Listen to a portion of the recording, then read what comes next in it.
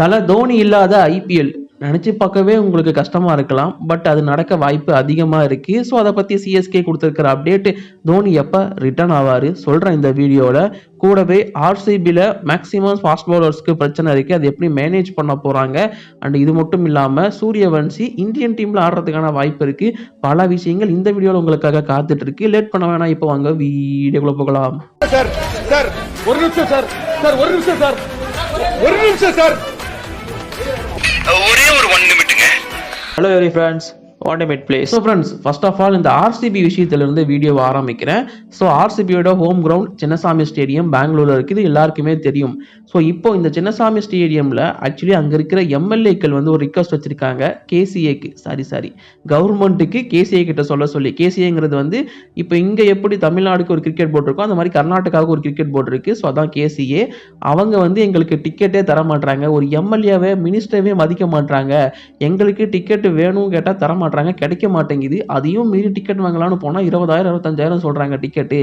அதனால ஒவ்வொரு எம்எல்ஏவுக்கும் 4 டிக்கெட் கொடுக்க சொல்லுங்க கேசிஏ கிட்ட இருந்து அப்படின்னு சொல்லிட்டு எம்எல்ஏ எல்லாருமே ரிக்வஸ்ட் வச்சிருக்காங்க கர்நாடகா கவர்மெண்ட் கிட்ட. இது எங்க போய் முறையிடுறதுன்னே தெரியல. இப்ப எம்எல்ஏக்களுக்கே டிக்கெட் கிடைக்கல அப்படின்னா என்னத்த சொல்றது. எதிர்க்கட்சி ஒரு வாதத்தை எடுத்து வச்சிருக்காங்க, நீங்க எம்எல்ஏனா உங்களுக்கு டிக்கெட் ஃப்ரீயா கொடுத்துடணுமா, இதெல்லாம் என்ன நியாயமா அப்படிங்கிற மாதிரி. ஸோ அந்த பக்கம் ஒரு எதிர்ப்பும் வந்துட்டு இருக்கு. இதற்கு கேசிஏவோட ரிப்ளை என்னவா இருந்துச்சுன்னா, 4 டிக்கெட்லாம் முடியாது, வேணா இந்த மேட்சுக்கு ஃபர்ஸ்ட் மேட்ச் ஆர்சிபி எஸ்ஆர்எச் நடக்க போகுது இல்லையா, அதுக்கு 2 டிக்கெட் வேணா தரேன், அடுத்த வாட்டி வேணா பார்க்கலாம் அப்படிங்கிற மாதிரி கேசிஏ சொல்லியிருக்காங்க. ஸோ எம்எல்ஏக்களே டிக்கெட்டுக்கு இந்த அளவுக்கு அலையிறாங்க அப்படின்னா நார்மல் பீப்புளுக்கு டிக்கெட் எப்படி கிடைக்கும், இல்லை அவங்களுக்கு கிடைக்கிறதுக்கு அவங்க எவ்வளோ கஷ்டப்படணுங்கிறத மட்டும் யோசிங்க. எங்கே போய் முடிய போகுதுன்னு தெரில. இது இல்லாமல் ஆர்சிபிக்கு வந்து ஃபாஸ்ட் பவுலிங்கில் ரொம்ப பெரிய பிரச்சனை இருக்குங்கிறத சொல்லியிருந்தேன். பிகாஸ் யாஸ்தயால் வந்து ரூல்ட் அவுட்டு, போன சீசன் டிராஃபி அடிக்கிறதுக்கு முக்கியமான ரீசன் அவரும் ஒருத்தர். அவர் ரூல்ட் அவுட்டு, அது சம் பர்சனல் ரீசன் சொல்லிட்டாங்க, அவர் வெளியே போயிட்டாரு. இது இல்லாமல் ஹேசல்வுட் வருவாரா மாட்டாராங்கிற ஒரு கொஸ்டின் மார்க் இருந்துகிட்டே தான் இருந்துச்சு. இப்போ அவர் வந்திருக்காரு, பட் ஃபர்ஸ்ட் மேட்ச் ஆட மாட்டாருங்கிற மாதிரியான நியூஸ் இருக்கு. அண்ட் கூடவே இன்னொரு ஆர்சிபி பிளேயரான நுவான் துஷாராவும் இப்போதைக்கு அவைலபிள் கிடையாதுங்கிறது தான் நியூஸா இருக்கு. ஸோ நேற்று வரைக்கும் நுவான் துஷாராவும் ஆர்சிபி கூட ஜாயின் பண்ணல. ஸோ இப்போ எஸ்தயால் ரூல்ட் அவுட், ஸோ அவர் கிடையாது. மெயின் 3 பவுலர்ஸ் இவங்க தான், இவங்களே அவைலபிள் இல்லைன்னா இப்போ ரொம்ப கஷ்டப்பட வேண்டியதா இருக்கும் ஆர்சிபி முதல் போட்டியை பொறுத்த வரைக்கும். ஸோ அதனால இங்க நான் முன்னாடி சொல்லிட்டேன், எஸ்தயால் ரூல்ட் அவுட். நுவான் துஷாராவை பொறுத்த வரைக்கும் தலைவன் இன்னும் ஃபிட்னஸ்ல ஃபெயில் ஆகிட்டு தான் இருக்காரு. ஸோ ஸ்ரீலங்கன் கிரிக்கெட் போர்டு கிட்ட இருந்து இன்னும் என்ஓசி ஆர்சிபியில் ஜாயின் ஆகிறதுக்கு அவருக்கு கிடைக்கல. அதனால இன்னும் ஆர்சிபிக்கு அவர் வந்து சேரலை. அப்படியே வந்து சேர்ந்தாலும் ஆடுறதுங்கிறது கொஞ்சம் கஷ்டம் அப்படிங்கிற எக்ஸ்பெக்டேஷன் இப்போதைக்கு இருக்கு. ஸோ அதனால அவரும் இப்போதைக்கு அவைலபிள் இல்லை. சரி, ஹேசல்வுட் தான் டீம் கூட ஜாயின் பண்ணிட்டாரே அப்படின்னு நீங்க சொல்லலாம். எஸ், ஹேசல்வுட் வருவாரா மாட்டாரா, ஃபர்ஸ்ட் ஹாஃபுக்கு அவர் வர மாட்டார், இந்த மாதிரியான நியூஸ்லாம் இருந்துச்சு. பட் ஒரு வழியா வந்துட்டாருப்பா அப்படிங்கிற ஒரு நியூஸுமே ஆர்சிபிக்கு ஆறுதலை கொடுத்துச்சு, முக்கியமா ஆர்சிபி ஃபேன்ஸுக்கு.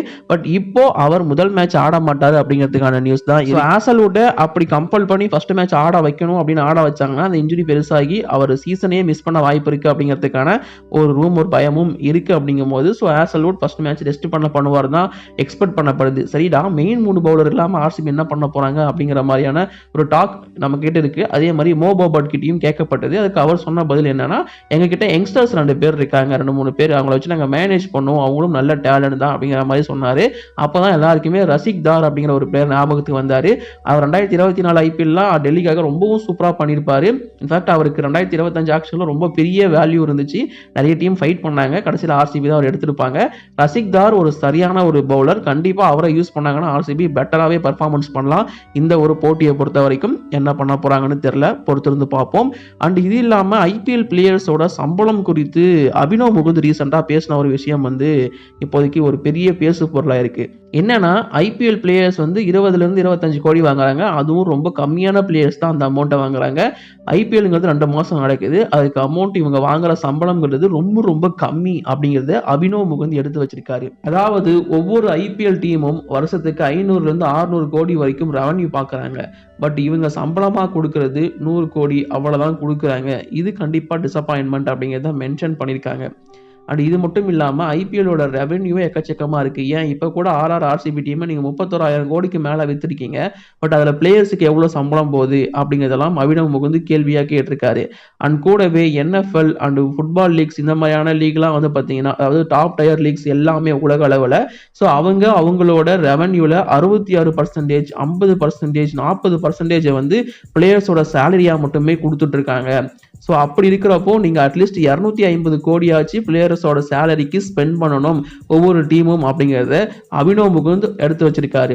ஸோ அதாவது ஐபிஎல் பிளேயர்ஸுக்கு சம்பளம் கம்மியாக இருக்குது அப்படிங்கிறது ஸோ அவர் சொல்கிற ஒரு விஷயமா இருக்குது. பட் இந்த பக்கம் அவருக்கு பதில் சொல்கிறவங்களா இருக்கட்டும், இல்லை உண்மையான நிறுவனத்தை யோசிச்சு பார்த்தோம் அப்படின்னா 2 மாதம் தான் ஐபிஎல்.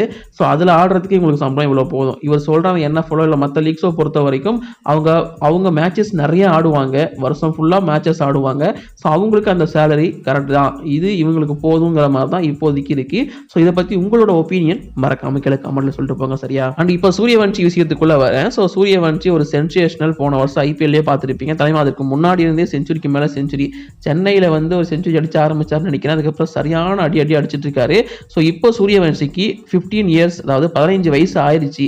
சூரியவன்ஷியால சீனியர் மென்ஸ் டீமுக்கு ஆட முடியும். ஸோ இங்க ஏஜ் கிரைட்டீரியாவை அவர் ரீச் பண்ணிட்டாரு.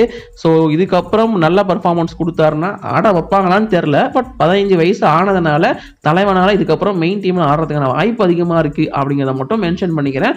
அதுக்காக தான் இந்த வீடியோவில் சூரியவன்ஷியை கொண்டு வந்தேன், வேறு எதுவுமே கிடையாது. இப்போ நாம முக்கியமான விஷயத்துக்குள்ள வருவோம். மகேந்திர சிங் தோனி, ஸோ அவர் ஆடுவாரா மாட்டாரா ஐபிஎல் 2026? ஸோ ரீசெண்டாக அவங்க சிஎஸ்கே ரோ 2026 ஒன்று நடத்தியிருந்தாங்க. அதில் எஸ்கே வந்து ஒரு ஃபன்னாக ஒரு விஷயத்தை கேட்டிருப்பாரு, நீங்கள் 60 வயசு வரைக்கும் ஆடணும் அப்படிங்கிற மாதிரி நான் ட்ரை பண்ணுறேங்கிற மாதிரிலாம் தோனி சொல்லியிருப்பாரு.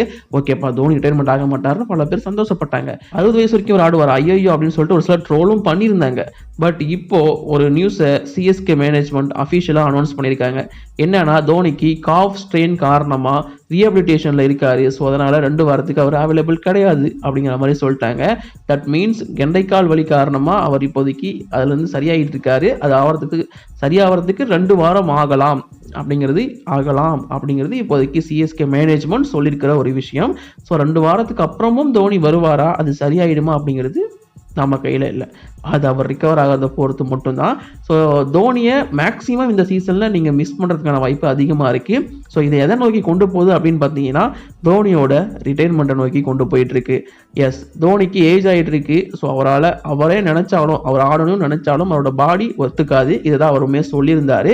ஸோ அப்படி இருக்கிறப்போ இந்த மாதிரியான பிரச்சனைகள் அவரை கண்டிப்பாக கம்மி பண்ணும், அவர் டல் பண்ணும். ஸோ அவரை வெளியே உட்கார வைக்கும். ரீசெண்டாக அஸ்வின் வேற சொல்லியிருந்தார், தோனி ஒருத்தர் டீமில் இருக்காருன்னா அவர் ஆடணும், ஆடாமல் டக் அவுட் இருக்காருன்னா அவர் ஆடவே வேணாம், ரிட்டைர்மெண்ட் அனௌன்ஸ் பண்ணிட்டு போக சொல்லுங்க அப்படிங்கிற மாதிரி அஸ்வின் சொல்லியிருந்தாரு. அதற்கு ஏற்ற மாதிரி தான் இப்போ இந்த இன்ஜுரி எல்லாமே நடந்துட்டு இருக்கு. தோனி அஸ் மென்டாரா மட்டும் இருக்கிறது யாருக்குமே விருப்பம் கிடையாது. தோனி கிரவுண்ட்ல இறங்கி அடிக்கணுங்கிறது தான் எல்லாரோட விருப்பமாகவும் இருக்கும்.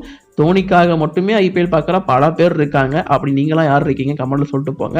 தோனி இல்லாமலேயும் ஐபிஎல் நல்லா தான் இருக்கும். பட் தோனி இருந்தால் அது தனி மவுசா இருக்குங்கிறது தான் உண்மை. நீங்கள் ஒத்துக்கிட்டு தான் ஆகணும். ஸோ ஓவரால் தோனி இப்போ 2 வாரத்துக்கு ஆட மாட்டார். ஸோ அங்கே சஞ்சு சாம்சன் விக்கெட் கீப்பிங் பண்ண போறாரு. ஏதோ ஒரு யங்ஸ்டருக்கு வாய்ப்பு கிடைக்க போகுது. எல்லாமே நல்ல விஷயம் தான். 2 வாரத்துக்கு அப்புறம் தோனி வருவாரா அப்படிங்கிறதுலையும் ஒரு கேள்விக்குறி இருக்கு. தோனியோட ரிட்டைர்மெண்ட்டை நோக்கி இப்போ தோனி போயிட்டு இருக்காரா, அவரோட கடைசி சீசனாக இது இருக்க போதா அப்படிங்கிறதுக்கான டாக் இப்போவே ஆரம்பிச்சிருச்சு. ஸோ அதற்கான அறிகுறிகளும் தெரிய ஆரம்பிச்சிருச்சு. இதை பற்றி உங்கள் ஒப்பீனியன் மறக்காம கீழே கமெண்ட்ல சொல்லுங்க. இப்போதைக்கு இந்த வீடியோ நான் முடிச்சுக்கிறேன். Bye bye, thank you.